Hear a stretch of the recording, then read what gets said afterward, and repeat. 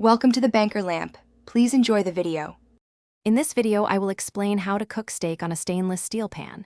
Achieving a perfect sear starts with proper pan preparation. First, place your stainless steel pan over medium-high heat for about 3 to 5 minutes. This ensures even heat distribution. Next, add 1 to 2 tablespoons of a high smoke point oil, such as avocado or grapeseed oil.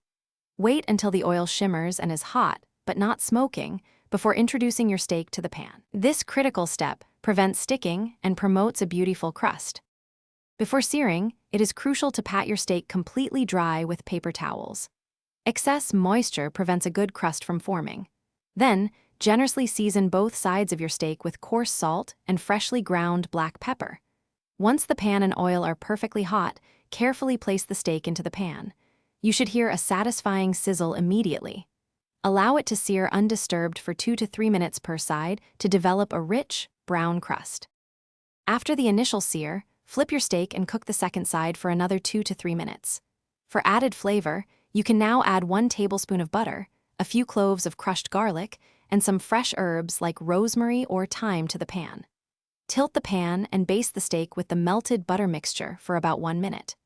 Use a meat thermometer to check for your desired doneness. For example, 130 degrees Fahrenheit for a perfect medium rare. Once your steak reaches the desired internal temperature, immediately remove it from the hot pan and transfer it to a clean cutting board. This is a crucial step often overlooked.